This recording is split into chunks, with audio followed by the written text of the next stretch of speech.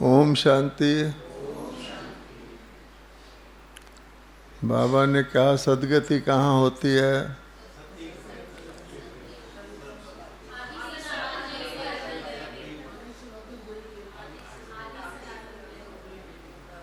हाँ,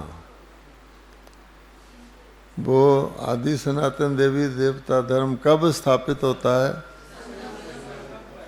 अभी हो रहा है। जितने लोग आज की दुनिया में वो कहते हैं सनातन सनातन सनातन, सब सनातन की बात करते हैं। सनातन धर्म है। तो आप उनसे पूछो कि सनातन धर्म का नाम क्या है, जो भी मिलता है, तो क्या कहेंगे? सनातन धर्म का पूरा नाम बताओ। आदि को तो वो भूल ही गए हैं। सनातन धर्म ही कहते हैं। ये सनातन धर्मी है, ये आर्य समाजी है। अच्छा, सनातन धर्म का नाम क्या है? नहीं, वो क्या कहेंगे? आप पूछो उनसे, तो वो कहेंगे हिंदू धर्म। ठीक है ना? अच्छा, हिंदू हैं देवताओं के पुजारी, तो देवताओं को हिंदू कहेंगे? नहीं। अच्छा, पहली बात। दूसरे, सनातन धर्म भी है और बाकी धर्म भी हैं। आज सनातन हिंदू धर्म भी है और बाकी सारे धर्म भी हैं। किसी में जानवर कटते हैं, किसी में 4 शादियां अलाउड है, किसी में मांस खाना अलाउड है, जिनको हम धर्म कहते हैं। कई तरह के झटका महाप्रसाद खाते हैं। अच्छा, वो सारे धर्म कर्म कांड के डुबकी लगवाते हैं। कितने गुरु हैं। अब भगवान कहता है कि जब सनातन धर्म होता है तो और कोई धर्म नहीं होता। यह निशानी है कि जब सनातन धर्म होता है तो और किसी धर्म की आवश्यकता ही नहीं होती, और जब और धर्म होते हैं तो सनातन धर्म लुप्त हो जाता है। सनातन धर्म के गुम होने पर ही लुप्त और धर्म आते हैं। जैसे जब सूरज निकलता है तो चांद सितारे आदि बत्तियां बुत्तियां की आवश्यकता नहीं होती, लेकिन जब चांद सितारे बत्तियां बुत्तियां होते तो सूरज देवता पीछे ही रहता।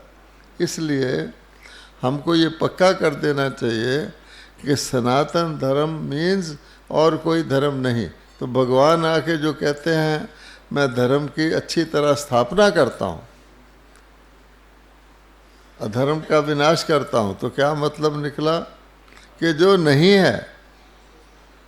सनातन धर्म तो है, सनातन धर्म के शास्त्र भी हैं, सनातन धर्म के मंदिर भी हैं। फिर भगवान आके क्या स्थापन करता? राम लाला का मंदिर स्थापित करता है या क्या करता है? भगवान कहता है कि जो नहीं है वो स्थापित करता हूँ, जो है उसको विनाश करता हूँ। तो जब सतयुग आता है तो ये मंदिर रहते हैं, ये धर्म रहते हैं? नहीं रहते। क्योंकि जब जीवन में धर्म आ जाता है तो धर्म की राम राम कहने की, पुकारने की आवश्यकता ही नहीं रहती। तो इसलिए उसको कहा जाता है जगत गुरु या चैंपियन, जिसके आगे मुकाबले में कोई दूसरा ना हो। अगर 2 भी हो गए तो फिर वो कहेंगे 2 हैं, अमेरिका है, रूस है, बराबर के हैं। कोई इस तरफ जाएगा, कोई उस तरफ जाएगा। इसलिए भगवान कहता है कि मेरे बच्चे ब्राह्मण भी।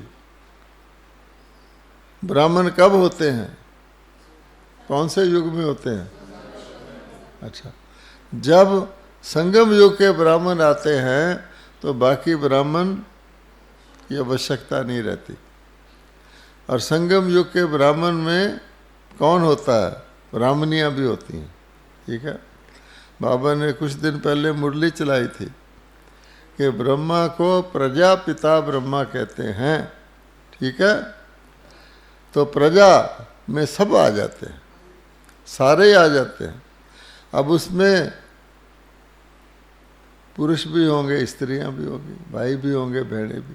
प्रजा सिर्फ मेल्स की फौज थोड़ी होती है कोई। अच्छा, इसलिए जगदम्बा को भी सारे जगत की माँ कहते हैं। ठीक है। अच्छा, अब ये प्रजा किसकी? अब राम राज बनेगा, राम राजा आएगा तो उसको प्रजा भी तो चाहिए। तो उसकी प्रजा कौन पैदा करेगा? सन्यासी पैदा करेंगे, या राम जी राज में आकर या पहले से पैदा होगी? इसलिए भगवान कहता है कि मैं परमात्मा ही राम राज्य स्थापित करता हूँ और ब्रह्मा के द्वारा प्रजा रचता हूँ। अच्छा, ये तो हो गई बात। अब अपने पर आओ। हमारा नाम क्या है? ब्रह्मा कुमारी से पहले क्या है? हाँ, हमारा नाम ब्रह्मा कुमारी कहोगे तो गड़बड़ हो जाएगी, अकेले हो जाओगे। हमारा नाम है प्रजापिता ब्रह्मा कुमार ब्रह्मा, अर्थात वो प्रजा जो ब्रह्मा बाबा रचते हैं, हमारे द्वारा रचते हैं। हम भी प्रजा के पिता हैं। ये सोचोगे तो फिर आदि सनातन धर्म के कौन स्थापित कर रहा है? हम लोग। उन्होंने तो आदि तो उड़ा ही दिया। तो बाबा कहते हैं सनातन में तो पुराना होता है, तो पुरानी चीज़ को स्थापित करता है या नहीं करता? तो पुराना का मत तो खत्म किया जाता है। इसलिए आदि देव ब्रह्मा आ करके आदि, कौन सा आदि? जो सनातन था, जो बहुत सबसे पुराना था, आज नहीं है, उसको पुनः स्थापित करते हैं। इसलिए हमको नशा रहना चाहिए, हम जीवन में धर्म को जीते हैं। और बाबा ने कहा ये सारा एक शब्द है, हम आत्मा हैं। जो ही आप आत्मा बने तो आप क्या बन गए? ब्राह्मण, धार्मिक। और जो ही आप शरीर बने तो क्या बन गए? शरीर क्या है? कलयुग का। कैसे पैदा हुआ, कैसा है? शुद्ध। तो इसलिए देवता तो नहीं है कि देवता को तो शरीर भी शुद्ध है और आत्मा भी शुद्ध है। पर हमको ध्यान रखना है कि छूत छात से बचना है। छूत छात का मतलब क्या होता है कि गंदी चीज़ को, खराब चीज़ को हाथ नहीं लगाना। अच्छी चीज़ में आप थोड़ी सी खराब डाल दो तो क्या रह गया? खराब हो गई। खराब चीज़ में कितनी भी अच्छी डाल दो, अच्छी भी खराब ही हो जाएगी। रहु की दशा है। इसलिए बाबा कहता है एक तो अपने अंदर भी कि मैं कहीं ब्राह्मण होते होते शूद्र तो नहीं बन जाता। क्या मतलब? देह में आए तो शूद्र हो गए, नीचे आ गए गिरती कला को। आत्मा बने तो ब्राह्मण, चोटी ऊपर की तरफ जा रहे हैं। तो ऐसा भी नहीं कि हम कभी देह में आ गए तो नीचे आ गए, कभी ऊपर आ गए, किसी की नब्ज ऊपर नीचे होती रहे या कोई जहाज ऐसे ऐसे करता रहे। तो एक रस तो नहीं हुआ। तो सतयुग में कैसे जाएगा? त्रेता में जाएगा मुश्किल से। इसलिए बाबा कहता है एक तो अपने अंदर देखना है कि मैं आत्मा, जो भी मुझे ज्ञान मिलता है, आत्मा की शुद्धि के साथ ऑटोमेटिकली शरीर की शुद्धि, परिस्थितियों का ठीक होना। अगर कोई यहाँ आता है तो पुराना हिसाब आता है, बाबा कहते हैं उसको तो चुकता कराना है। दूसरी बात, बाकियों के साथ भी। अब हम, बाबा कहता है सतयुग में अकेले तो नहीं जाओगे, संगठन होगा। कोई कहे मैं तो अकेले कमरे में सोना चाहता हूँ, मुझे तो दूसरे के साथ नींद नहीं आती, फलाना टिकाना, मेरा संस्कार नहीं मिलता। तो बाबा कहता है ये बॉडी कॉन्शियस है ना, शरीर ही है ना। आत्मा के तौर पे आप कहीं भी अकेले हो सकते हो, भीड़ में भी अकेले हो सकते हो। आमतौर पे व्यक्ति भीड़ में भी जा रहा है, उसको कोई ज़रूरी काम है तो भीड़ बूढ़ थोड़ी देखता, उसको तो रहता है मैंने स्टेशन पहुंचना है। तो इसलिए दूसरों के साथ भी जब हमने आत्मा बन के दूसरे को आत्मा देखा तो हम हुए ब्राह्मण। और जब दूसरे को शरीर देखा, इसका मतलब हम पहले अपने को शरीर देख रहे हैं, तो फिर क्या हो गए? हम ना छूने लायक, है ना। तो बाबा कहते छूत अछूत, छूत अछूत। अगर सारे बन जाएं ब्राह्मण, और जैसे बाबा ने कहा खुशकिस्मत नहीं, तो उसका जो चेहरा होगा खुशनुमा। मैंने होता चेहरा, इसका चेहरा खुशनुमा है, इसका चेहरा मुरझाया हुआ है, इसका सोच में पड़ा हुआ है। तो बाबा कहता है खुशनुमा चेहरे यहाँ देख लेते तो वो जो साधु बोला कि बाबा ने कहा मीठे बच्चे, ये कहीं शास्त्रों में नहीं लिखा। तो जब उस यहाँ सबको, चाहे वो कोई खाना खिला रहा है, चाहे कोई चल रहा है, कुछ उसको देख ही ले में वो, तो मूर्तियाँ तो मंदिर में वैसे खड़ी हैं, ऐसे नकली मुस्कुराती रहती हैं, लेकिन तो वो ऑटोमेटिकली सारे अपने आश्रमों पे ब्रह्मा कुमारी के बोर्ड लगा लेंगे, को स्पॉन्सर ब्रह्मा कुमारी।